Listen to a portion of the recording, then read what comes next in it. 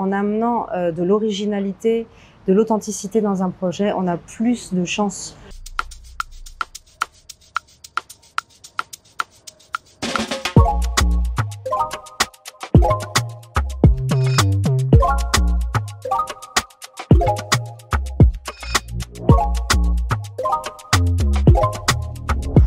Je m'appelle Sophie, j'ai un projet qui s'appelle La Chica, dans lequel je compose, j'écris, je joue, j'interprète, je produis. Je m'occupe aussi de l'aspect visuel. Je suis une artiste franco-vénézuélienne. J'ai grandi entre Paris, à Belleville, et Mérida, au Venezuela. Et j'ai accompagné des artistes pendant 12 ans avant de créer mon projet personnel, avec lequel je tourne maintenant depuis des années. Et c'est une musique qui me ressemble, c'est une musique qui est très hybride, très mélangée. Et je crois en l'avenir de la réelle fusion des genres dans la musique. Pour moi, c'est le futur.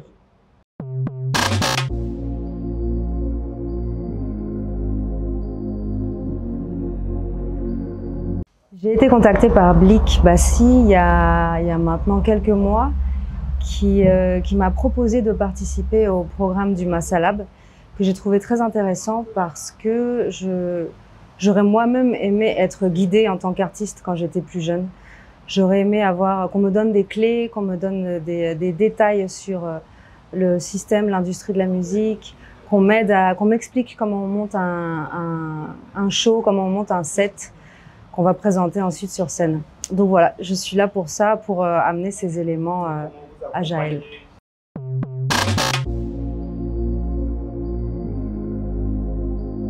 C'est Jaël Boni que j'accompagne sur son projet. Jaël qui est donc une artiste qui a déjà de l'expérience dans le milieu de la musique, qui est une excellente chanteuse et qui est en ce moment en train de redéfinir son projet d'une manière beaucoup plus personnelle. J'ai l'impression qu'elle est en train de se réapproprier la musique qu'elle a fait depuis des années pour la présenter d'une manière différente au public. C'est un travail qui est très intéressant.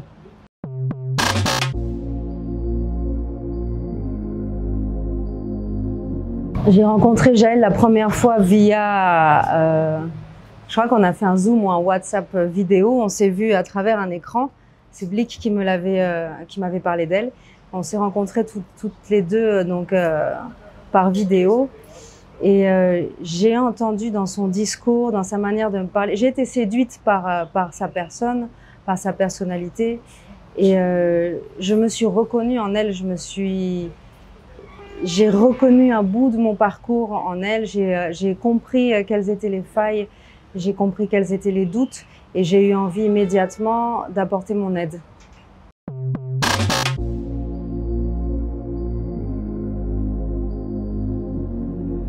En tant que mentor, pour moi, il était très important qu'elle ait un accès à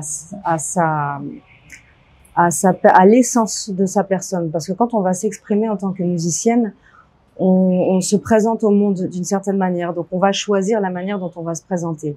Et j'avais l'impression qu'elle avait besoin d'une reconnexion à son essence, à qui elle était au départ.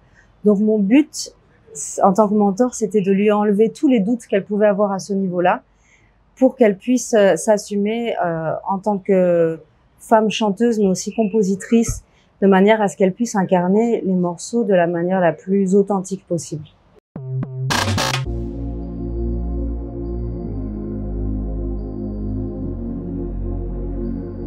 On a commencé à travailler il y a un peu plus d'une semaine maintenant. Il y a eu beaucoup de travail qui a été effectué sur plein d'aspects très différents parce que il y a plein de manières de penser un set pour le live. Tout dépend de l'utilisation qu'on va en faire, tout dépend de la cible. Est-ce que c'est un live qui va être présenté pour des festivals? Est-ce que c'est un live qui va être présenté pour des salles toutes petites, pour un certain public? Il fallait d'abord travailler l'aspect musical, c'est-à-dire qu'il fallait bosser l'essence des morceaux. Quels sont les morceaux? Comment on choisit l'ordre des morceaux pour que ça raconte une histoire cohérente? De quelle manière on arrange ces morceaux pour que ce soit intéressant, pour qu'il y ait du relief à l'intérieur du set, sachant qu'on a cassé toute l'instrumentation qui existait au départ, on a enlevé les musiciens avec lesquels elle jouait, elle était accompagnée habituellement, pour retrouver une forme un peu plus minimaliste avec juste un percussionniste, un claviériste et elle-même qui joue la guitare, qui joue des percus, qui chante. Donc il y avait énormément de travail à faire sur les morceaux en eux-mêmes. Ça a été une première partie du travail. Ensuite, une deuxième partie du travail, ça a été penser l'aspect scénique.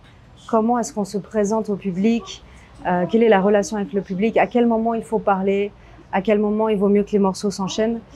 Donc voilà, tous ces petits détails qui permettent de monter ensuite un show, un spectacle qui est cohérent. Et on en est là, on en est à la fin du travail.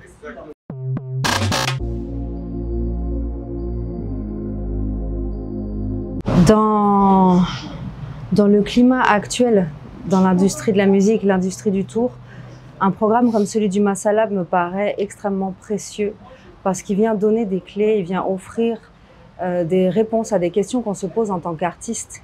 Quand on est artiste, on compose des morceaux, on chante, on les interprète, mais on n'a aucune idée de ce qui se passe autour d'un projet, comment il faut le développer. L'industrie de la musique est très cruelle, d'une part, mais il y a aussi des codes à connaître, il y a des choses à savoir. Et le Massalab propose des ateliers avec des mentors spécialisés, par exemple dans le développement de projets, surtout le développement de projets indépendants.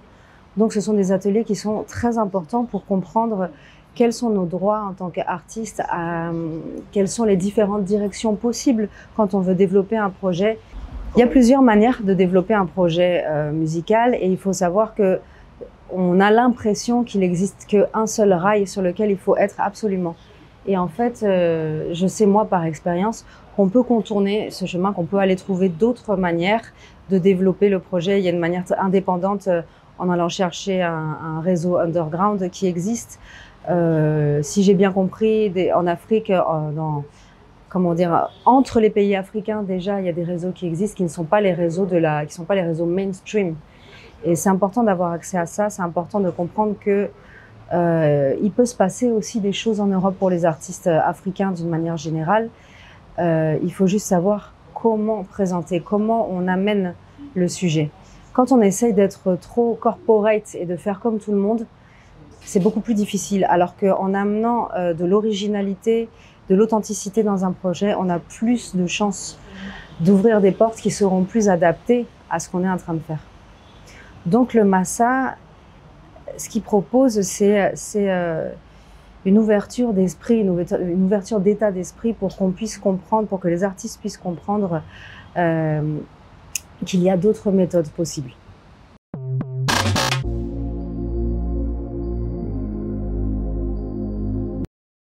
Je pense que les propositions du Massalab sont très intéressantes, elles sont même cruciales à une étape de développement du projet qui est le début.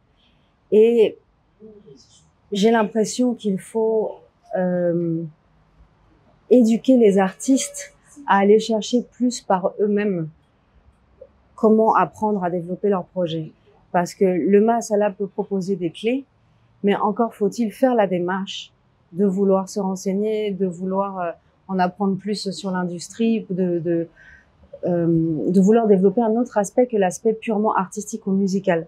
Donc cette initiative du Massalab est géniale, mais il faut enseigner aux artistes qu'il existe ce type de programme d'accompagnement, parce que j'ai l'impression que c'est encore trop peu connu, c'est pas assez connu.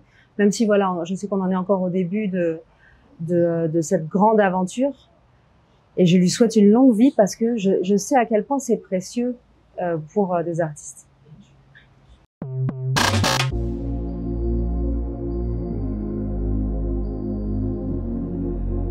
Jaël Boni, pour moi, elle incarne la puissance. Elle incarne la puissance féminine. Elle incarne une certaine universalité aussi dans la musique. Elle mélange beaucoup de choses. Elle est elle-même très plurielle et très hybride dans son art. Elle va aller chercher, elle va aller puiser dans la soul, elle va aller puiser dans le jazz, mais aussi dans ses racines. Et à l'intérieur même de ces racines, elle va aussi ouvrir aux autres cultures qui habitent et font partie de la Côte d'Ivoire. Donc elle est très hybride, et moi, cette personnalité hybride, elle me parle beaucoup, l'étant moi-même. Et je sens en elle une puissance qui n'est pas encore déployée, mais qui, quand elle va se déployer, va être incroyable.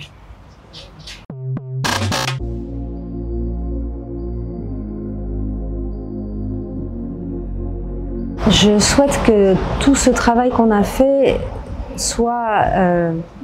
j'ai l'impression que on sème des graines dans un premier temps. Et qu'ensuite, il y a tout un travail à faire, à continuer avant de pouvoir récolter les fruits de ce qu'on aura semé.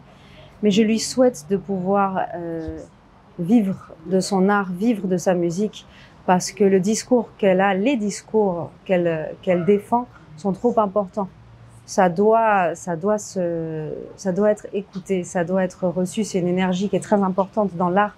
Donc je lui souhaite de tourner partout, pas seulement en Afrique, mais aussi en Europe, à l'international. Je pense qu'il y a des pays qui seront très friands de son art et qui auront envie de recevoir ce discours. Je pense qu'elle peut faire du bien aux gens, donc c'est ce que je lui souhaite. Je lui souhaite de tourner partout, je lui souhaite de continuer à se développer en tant qu'artiste de la manière la plus vraie et honnête, comme elle le fait déjà.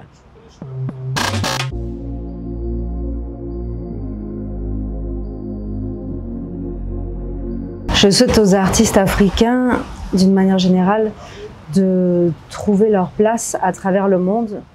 J'ai l'impression que la richesse de la proposition, de tout ce qui existe en Afrique, est inégalable.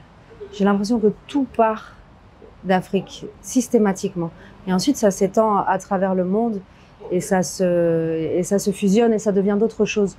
Donc je souhaite aux artistes africains de revendiquer ce qui leur appartient au départ et de trouver la reconnaissance qui leur est due à l'international.